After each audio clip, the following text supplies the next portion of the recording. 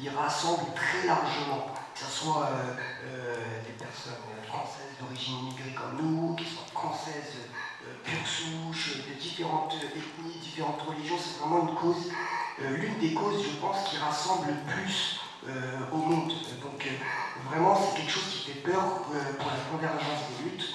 On a pu le voir, par exemple, il y a des choses qu'on a entendues, par exemple, quand il y a eu les Gilets jaunes. Oui, mais pourquoi les banlieusards ne viennent pas rejoindre le mouvement? Il manque que les banlieusards pour que le pays se soulève, en fait. Pourquoi les Arabes et les Noirs si? Pourquoi quand il y a la banlieue s'est embrasée, comme ils aiment bien le dire? Pourquoi les Français des villages ne sont pas venus les rejoindre pour qu'il y ait une convergence? Et pour moi, je pense vraiment que la question palestinienne est une question centrale dans le monde. C'est vraiment le jour où la Palestine sera libre, on pourrait voir émerger une forme de décolonisation générale partout dans le monde, pas que en Palestine. On pourrait voir émerger des choses vraiment extraordinaires, et notamment en France, parce qu'en France aussi, pourquoi souvent les gens me disent, mais pourquoi la France soutient aussi ardemment Israël? Est-ce que ça serait parce qu'ils veulent se faire pardonner de ce qui s'est passé pendant la Seconde Guerre mondiale?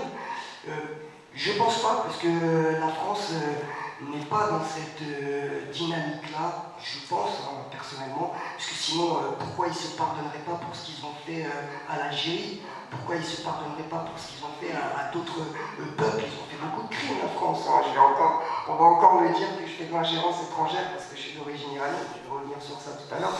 Mais aujourd'hui, maintenant, je suis menacé pour mes origines. Je fais une petite parenthèse. Donc on m'interdit de parler de la France, sinon je ferai de l'ingérence étrangère, parce que je suis notamment d'origine iranienne. Donc là aujourd'hui, ce que je fais là devant vous, c'est un risque. Mais je vais le faire, il n'y a pas de souci. Donc je pense vraiment qu'il y a des intérêts stratégiques avec Israël. Israël représente ce que sont les peuples d'Occident, les gouvernements occidentaux. Ce que sont les gouvernements occidentaux sont des gouvernements, sont des régimes colonialistes encore aujourd'hui. L'Algérie a été décolonisée que très récemment, quand on regarde au niveau de l'histoire. Et Israël n'est qu'une continuité de la politique colonialiste occidentale. Donc voilà, après moi je vais revenir un peu sur ce que j'ai subi moi en tant que militant. Voilà, j'ai subi de la répression quand j'ai dénoncé les choses en rapport avec la banlieue et tout, mais elle n'est en rien avec ce que j'ai subi par rapport à la Palestine, par rapport à ce que je dénonce vis-à-vis de la Palestine depuis le début du génocide. Alors moi, comme je vous ai dit, depuis plus d'une quinzaine d'années, je suis militant pro-palestinien. Avant même de m'engager au niveau associatif en banlieue, je militais déjà pour la Palestine et j'allais aux manifestations, je faisais des grèves de la faim, je me rappelle, à Paris, tout ça. Et vraiment là, depuis 2 ans, il y a une intensification de la répression. Alors moi, tout d'abord, elle a été, ce que je veux dire, c'est, vous n'allez même pas me croire, mais elle a été faite de façon extraordinaire. C'est que dès le 7 octobre, et moi je l'ai appris ensuite quand ils ont gelé les comptes, mais dès le 7 octobre, il y a eu des signalements, des renseignements à mon encontre. Et moi j'avais déjà vu dès le 7 octobre, c'est-à-dire le lendemain du 7 octobre, le 8 octobre, il y avait déjà des agents des renseignements qui postaient en bas de chez moi, devant ma porte, pour vérifier les allers-retours, qui venaient chez moi, qu'est-ce que je faisais, à quelle heure je sortais, etc. Donc moi, dès vraiment le 7 octobre, le 8 octobre, il y avait déjà je subissais déjà une petite forme de répression douce. Ensuite, moi, quand j'allais en manifestation, je ramène mes enfants, comme là, ils sont là à l'entrée de la salle. Si vous voulez, mes enfants ont été photographiés par des individus liés au renseignement, ma femme aussi, et les photos m'ont été... Ils me les ont fait parvenir d'une certaine manière pour justement me menacer, pour m'intimider. Du coup, moi, j'ai continué à faire ce que je faisais. Je savais que j'avais beaucoup d'ennemis suite à mon travail, du coup j'ai continué à faire ce que je faisais.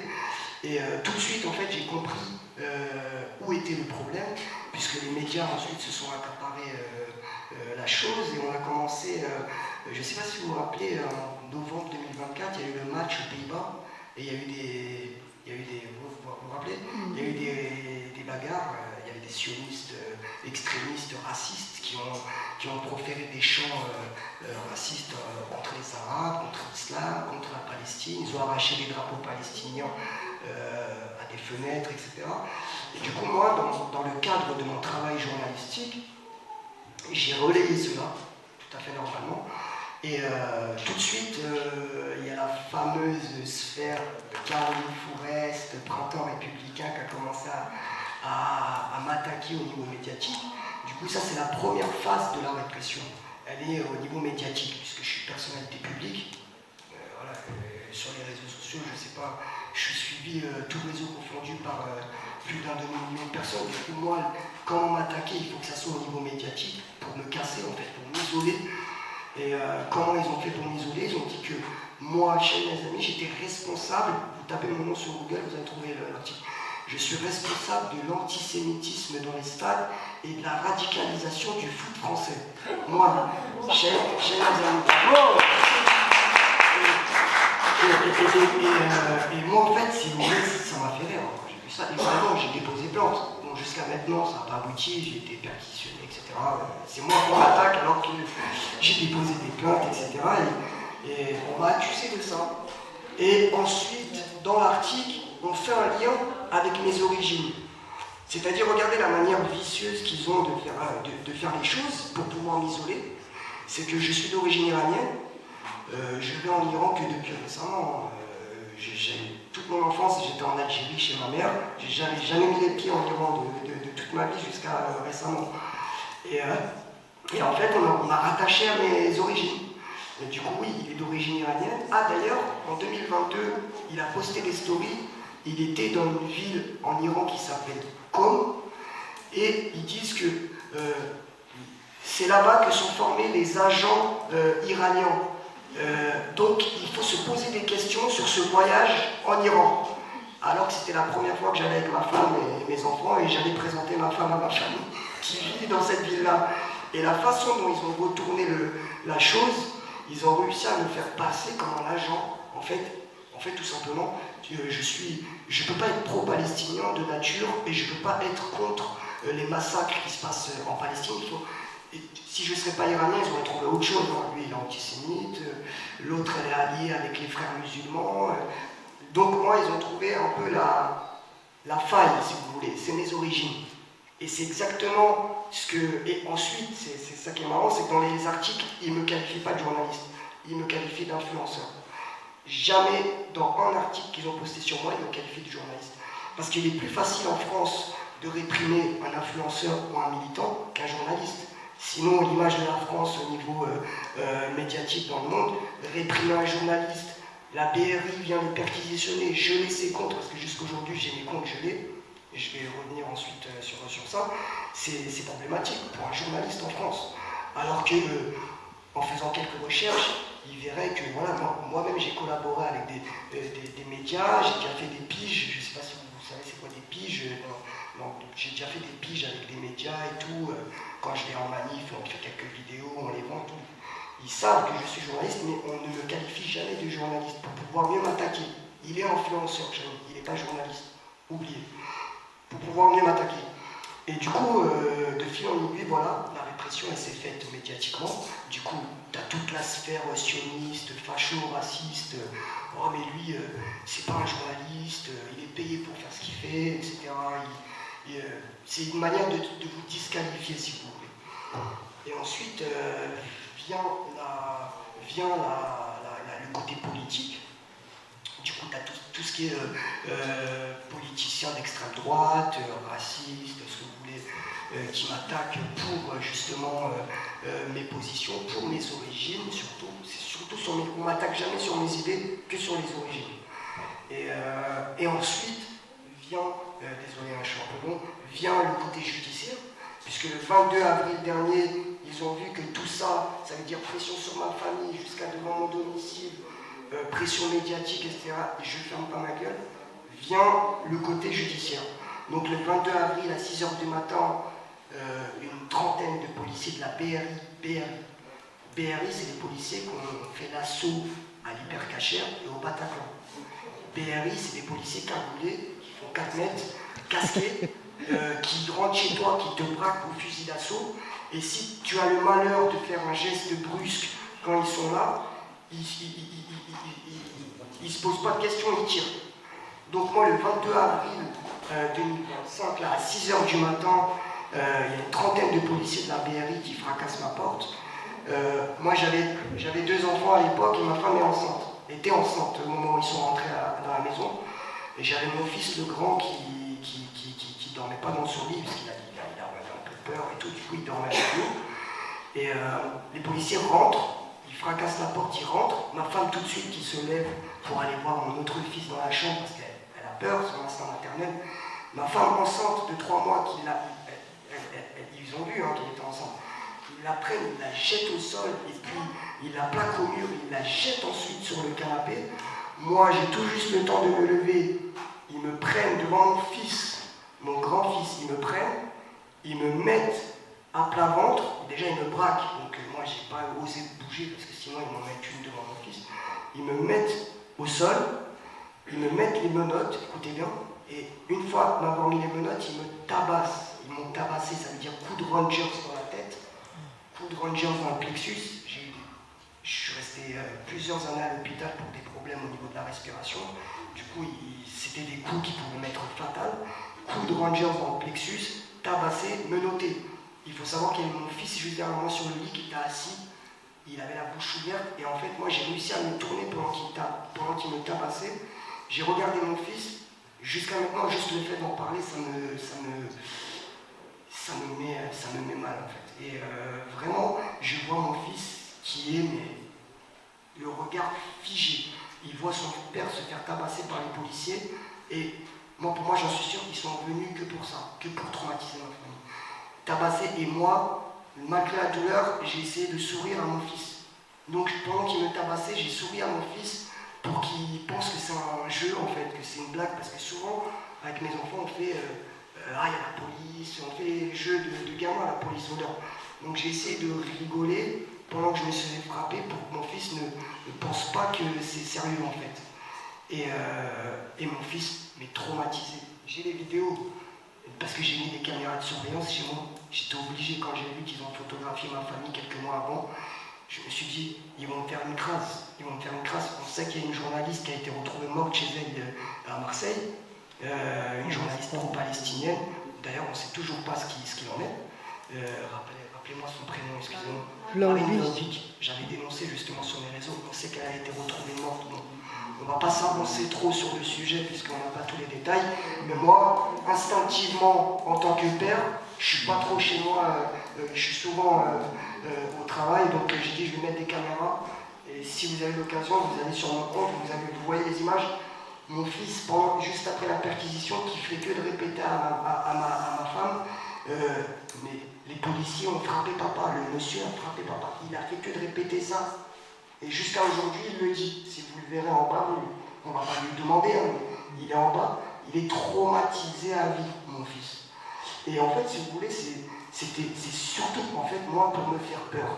C'est pour me faire peur, pour me briser en tant que père, en tant qu'homme, en me tabasser devant ma femme, mes enfants, pour me briser psychologiquement, mentalement, pour vraiment que je ne pense plus à rien et que je pense que à prendre soin de ma famille et de ne plus m'occuper du côté militant.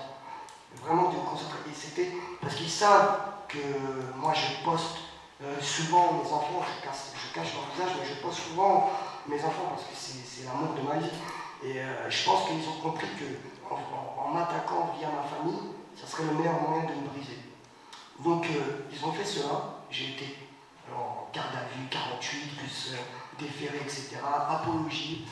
Ouais, qu'est-ce qu'il a dit le 7 octobre? Ah, il a dit que la Palestine est libre. Ah, bah, c'est l'apologie parce que c'est le 7 octobre. On vit dans un autre monde. Hein. Pendant ce temps, il y a des personnes qui ont été tuées des enfants à Gaza. Ils n'ont même pas fait ils n'ont même pas été convoqués, ils n'ont même pas reçu de lettre pour être convoqués pour répondre de leurs crimes. Vous vous rendez compte? Et moi, tout ce que ma famille et moi ont subi, et je vais essayer d'aller vite, je suis désolé. Et ensuite, je vais essayer de raccourcir. Tout ça s'est passé, je devais être jugé le 3 juillet, finalement ça a été repoussé. Ça m'a fait chier que ça soit repoussé parce qu'ils voulaient que je sois jugé rapidement. 5 août, quelques mois avant la naissance de mon troisième enfant, j'aide de mes comptes. Je fais partie des militants en France pro-palestiniens qui a ses comptes gelés. Il me semble qu'il y a aussi Omar Assoumi qui est victime de ça, Elias Ginzalem et quelques autres accusés d'être frères musulmans ou je ne sais quoi. Donc je fais partie des militants en France.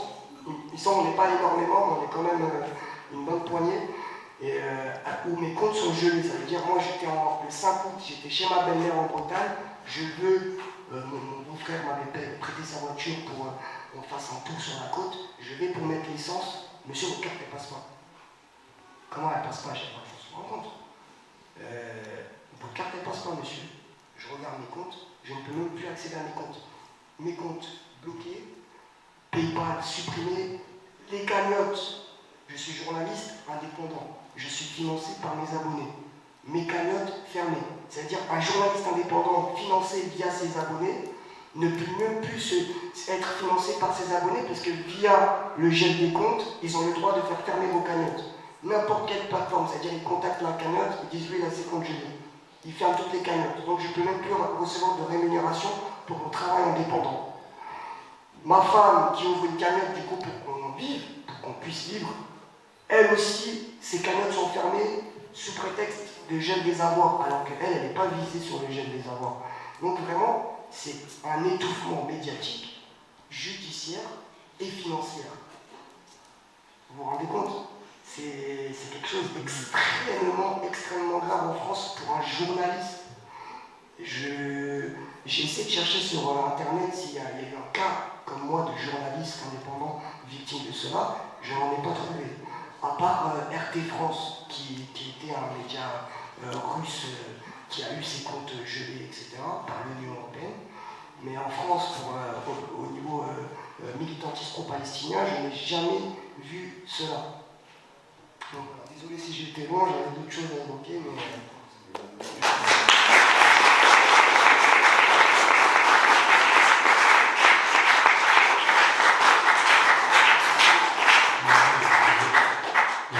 encore à entendre sur l'expérience de Chahine, mais ce qui nous fait revenir sur le fait que, effectivement, en fait, alors, je ne sais pas si tu l'as dit là directement, mais tout à l'heure on en parlait entre nous, c'est qu'aujourd'hui, ce qui est utilisé contre Chahine, c'est son identité iranienne. Et son identité iranienne, elle est utilisée pour le disqualifier, c'est-à-dire que Chahine n'est plus reconnu comme faisant partie du corps national français. Chahine n'est pas jugé en tant que français. C'était quoi qui t'empêchait de faire? Moi, au niveau de mes comptes, tu parles? Non, c'était pas au niveau des comptes. Justement, ingérence sur la France, sur la critique. Oui, il n'a pas le droit. Ah oui, il n'a pas le droit de français. En fait, tu es français. C'est très important. Non, mais tu es français. Ah oui, voilà. C'est important de je suis en France, j'ai grandi en France. C'est important de préciser. En fait, une manière vicieuse ils ne l'ont pas imposé explicitement de ne pas parler de la France. Mais dans le motif de gel de mes comptes, il y a 2 pages. Mais la première ligne, il a été signalé pour ingérence étrangère pour un poste où, en fait, j'avais fait un poste dès le 8 octobre. J'avais fait un poste, je sais, vous avez dû le voir peut-être, il a fait des millions de vues. Et Émilie Gomis, la basketteuse, a été arrêtée pour ça.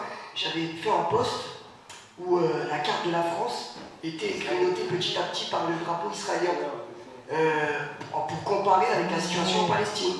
Et je ne l'avais pas fait que pour la France, je l'avais fait pour l'Arabie Saoudite, les États-Unis, l'Italie, l'Espagne, pour en fait que les peuples occidentaux et arabes aussi de l'Arabie Saoudite prennent conscience de ce qui se passe en Palestine comparé à leur pays. Parce que beaucoup sont fiers d'où ils viennent, du coup on va comparer, on va faire la même chose en écrivant qu'est-ce que vous ferez dans cette situation. Et eux, ils n'ont pas pris le reste des cartes, ils ont pris que la carte de la France. Ils l'ont mis dans le dossier, ils ont dit « T'as touché à l'intégrité de la France, ingérence étrangère ». Et en fait, c'est une façon de dire, c'est lunaire, hein, parce que ma femme, en plus, elle est témoin. Quand j'ai fait mes posts, en fait, j'avais trouvé une carte de la Palestine, 1947, 67, 2020. J'ai dit, bah, je vais faire la même pour les pays occidentaux. Et eux, c'est ingérence étrangère. Donc, en fait, ils ne me considèrent même pas comme français. Ils me considèrent d'abord comme iranien. Et en fait, c'est une façon de dire, bah, si tu continues de parler de la France, à chaque fois que tu vas attaquer la France ou l'intégrité de la France, bah, ça sera considéré comme une ingérence étrangère. Et là, je ne suis pas à l'abri que je me fasse perquise encore la semaine prochaine, ils me disent ingérence étrangère. Déchéance nationalité. Alors, quand ils sont venus chez moi, ils pensaient qu'ils allaient. Ouais, déchéance nationalité. En fait, moi, c'est ce que je sens en fait. Moi, pour moi, je sens que si je vais trop loin, c'est une façon de dire que on va te déchoir de ta nationalité pour trahison parce que tu es iranien. Et parce que tu as attaqué la France. Et c'est une manière de dire, ferme-la, arrête de parler de la France et arrête de parler tout court de la Palestine. C'est incroyable, hein, vraiment. Mais moi, je suis dépassé par la situation. Puis, au-delà de dire en fait ferme-la, c'est surtout en fait de disqualifier le mouvement pro-palestinien en le sortant du corps national français. C'est-à-dire que c'est un mouvement étranger à l'intérieur de nos frontières. C'est ça qu'on nous fait. Il y a une déshumanisation des Palestiniens pour pouvoir permettre de soutenir le génocide. Mais il y a aussi en fait un travail pour détacher dans la bataille culturelle qui est menée dans les médias entre nous et notre opposition, hein, l'État, l'extrême droite, la droite et compagnie. Il y a un travail réel de réussir à construire une contre-attaque contre le mouvement palestinien en le détachant du corps national français pour dire, regardez, de toute façon tout le monde l'a constaté dans les journaux, il y a nous et il y a eux. Et en fait, à faire croire qu'en fait, finalement, le mouvement de soutien à la Palestine et le mouvement qui dénonce les génocides en France serait un mouvement réservé en fait aux immigrés, aux Arabes, aux Noirs et aux musulmans. Nous, dans la pratique, le contraire est complètement prouvé. Je veux dire, nos manifestations sont absolument remplies de tout ce qui représente la société française. Je reviens sur ce que disait Chahine tout à l'heure. Il est là le problème avec les mouvements pro-palestiniens, c'est qu'à un moment où ils ont besoin d'éliminer les ennemis qu'ils ont dans leur dos pour pouvoir mener leur guerre à l'extérieur et défendre leurs intérêts impérialistes à l'extérieur de la France, ils se retrouvent avec un mouvement qui, lui, réussit à réunir effectivement tout le monde, malgré le travail de Bolloré, de machin et tout, qui rachètent toutes les chaînes aussi pour faire leur propagande, toute la bataille culturelle qui est menée pour expliquer aux gens que ce mouvement est un mouvement extérieur à notre nation, à machin et tout.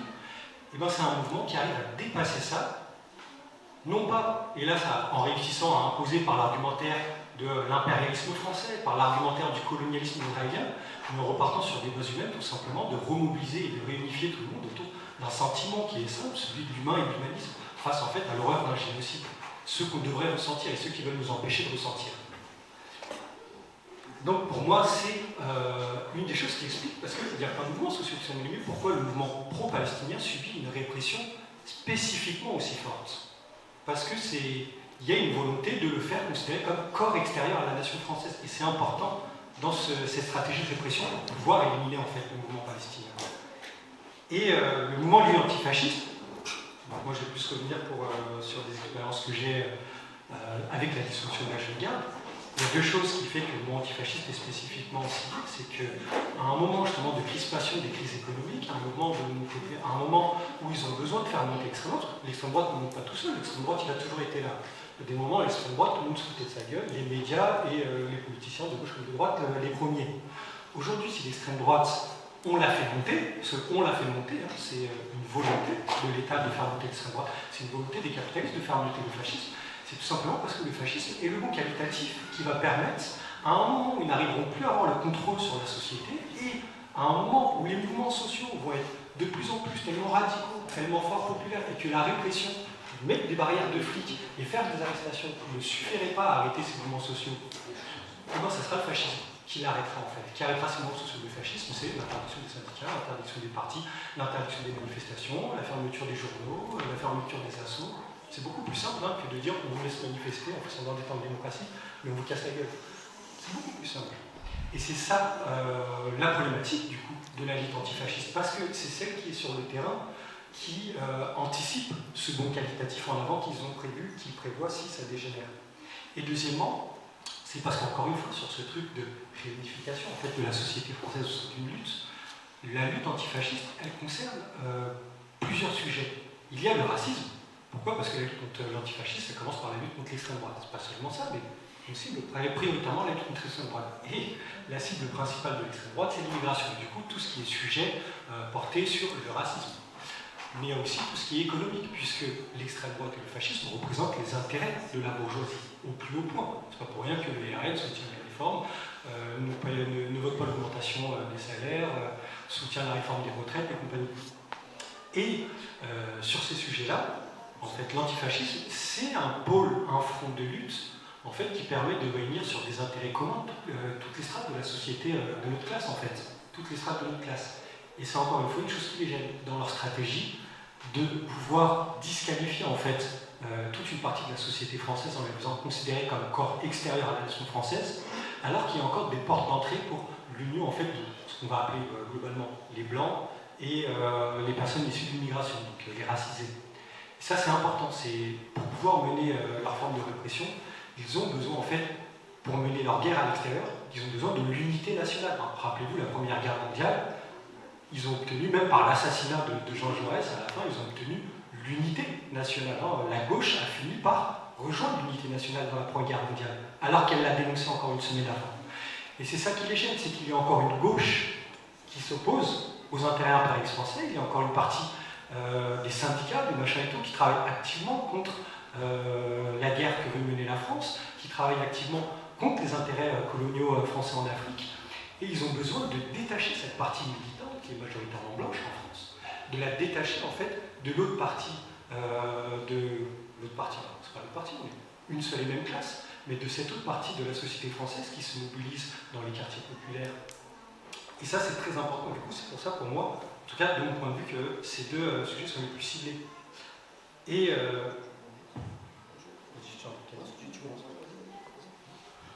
du coup, pour continuer, là j'ai le gars, par exemple, et Urgence Palestine, pour moi, c'est exactement pour cette raison que leur dissolution a été actée en même temps.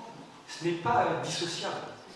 Ce n'est pas dissociable. Et il y a une partie de la gauche qui l'a dissocié. Moi, je sais, il y a des gens, une partie de la gauche qui est venue nous voir, nous, là j'ai le gars, en disant, parce que nous, on voulait organiser partout des manifestations où dénoncer les deux en même temps. Ils disaient, ouais, mais alors nous, on vient, mais à condition que ce soit séparé. Pourquoi séparé, non? Attendez, si nos ennemis eux-mêmes, ils les ont rapprochés.